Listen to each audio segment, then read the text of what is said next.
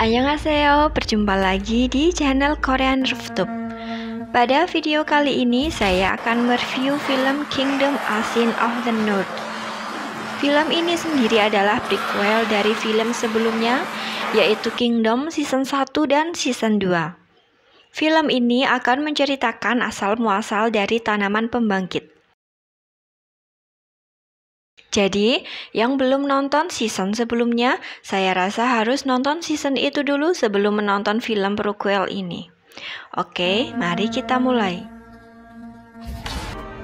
Kingdom Asin of the North merupakan episode spesial yang akan menampilkan asal-muasal Sang Sacho, tumbuhan yang bisa membangkitkan orang mati tapi menjadi zombie, serta kisah masa lalu Asin yang diperankan oleh Jun Ji Hyun yang mengantarkannya bertemu dengan Lee Chang yang diperankan oleh Joo Ji Hoon.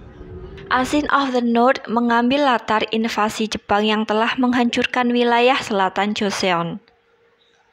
Sementara itu, masalah baru mulai berkembang di kawasan utara. Orang-orang Jurchen yang sangat kuat kini mulai berkonsolidasi di bawah perlindungan suku Pajowi yang sangat agresif. Orang-orang Jurchen selama ini dikenal dengan kemampuan bertempur yang luar biasa dan tak terkalahkan. Jika 10.000 orang Jurchen berkumpul, tidak ada suatu kekuatan lain yang bisa menghentikan mereka. Hal yang diyakini suku-suku lain. Selain invasi Jepang, pemerintah Joseon juga mulai mencurigai aktivitas Pajowi di utara. Kala itu, Min Chi-rok yang diperankan oleh Park Byung-eun dipercaya untuk memeriksa lapangan. Ia membutuhkan orang-orang untuk menjadi mata-mata. Di saat itulah ia meminta bantuan Tahap yang diperankan oleh Kim Roy-ha. Tahap sendiri adalah ayah dari Asin. Tahap merupakan salah satu yang dipercaya dalam Sang Joyen, yang awalnya termasuk dalam grup Jurchen, tapi mereka telah dinaturalisasi di Joseon. Orang-orang kelompok Sang Joyen kerap merasa terasingkan karena mereka dianggap tak lagi menjadi bagian Jurchen, tapi juga belum diakui sebagai warga Joseon. Jun Ji Hyun yang memerankan Asin sebagai penemu bunga pembangkit di sebuah altar di dalam gua yang gelap. Asin hidup di sebuah perkampungan kumuh Joseon, namun dia adalah sosok remaja yang cerdas. Ayah Asin, Tahap, merupakan seorang mata-mata kerajaan yang diutus untuk mengawasi suku Pajowi. Suku Pajowi adalah rakyat Jurchen yang bersatu untuk melawan kerajaan Joseon. Belakangan akan diketahui ternyata ayah Asin, Tahap, merupakan rakyat Jurchen yang telah lama pindah ke Joseon. Suatu ketika terdapat pembunuhan 15 orang suku Pajowi saat mencari ginseng liar di hutan. Mereka ditemukan mati yang dirumorkan karena dimakan oleh harimau. Saat Asin mengantarkan ayahnya untuk menjadi mata-mata dan menyebarkan rumor bahwa rakyat Pajowi mati karena harimau, Asin melepas dengan berat. Di rumah, sang ibu semakin sekarat. Frustasi dengan keadaan sang ayah yang harus menjadi mata-mata Joseon dan ibu yang sekarat meninggalkannya dengan adik-adiknya yang masih kecil. Asin muda mengalami kejadian memilukan saat kembali dari Pyesagun, yaitu daerah terlarang dimasuki selama 100 tahun, tempat bunga pembangkit tumbuh. Di dinding altar gua itu terpahat, tumbuhan ini dapat membangkitkan orang mati.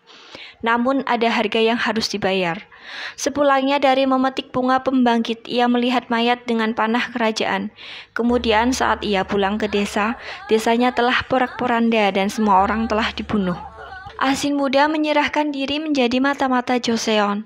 Namun di akhir film, kita akan dibawa dengan plot twist yang sangat mengagetkan. Ia bertekad untuk balas dendam terhadap pihak yang menghancurkan desanya. Tak peduli baru bisa terlaksana dalam 1 hari, 2 hari, 10 tahun, 20 tahun, atau saat Asin dewasa. Setiap hari, dia berlatih memanah dan memata-matai suku Pajowi. Saat telah dewasa, Asin diketahui menjadi mata-mata seperti ayahnya. Namun saat ia berada di suku Pajowi, ia menemukan ayahnya masih hidup hingga saat itu. Tahap memilukan dengan kedua kaki telah dipenggal, di rantai kepalanya dipasung bertuliskan pengkhianat suku sendiri. "Bunuh aku, Asin," kata sang ayah.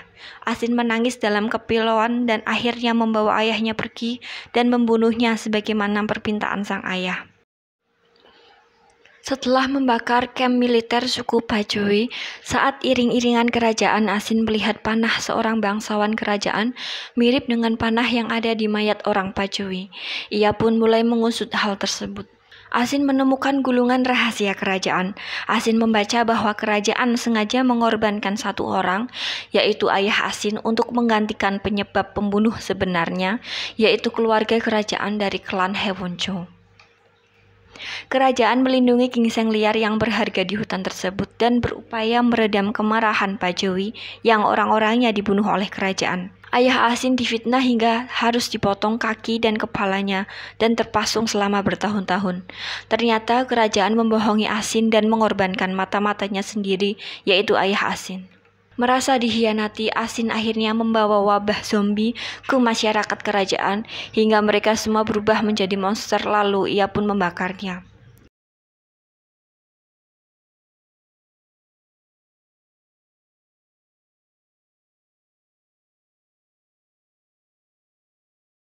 Ternyata kejutan juga ada dari sisi Asin yang telah mengembangkan dan mempelajari bunga pembangkit. Kemudian dia menemui salah satu tabib di Joseon dan memberikan bunga pembangkit kepada tabib tersebut. Di akhir film ini, kita akan dibawa ke dalam plot twist. Ternyata saat masih muda, Asin membangkitkan semua masyarakat desanya menjadi monster dan mengikatnya dengan rantai. "Aku tidak akan pernah merasa kesepian karena aku punya kalian," ujar Asin di hadapan para monster yang ia bangkitkan. Oke, sampai di sini review film kali ini. Jangan lupa untuk like, subscribe, komen, dan share. Terima kasih.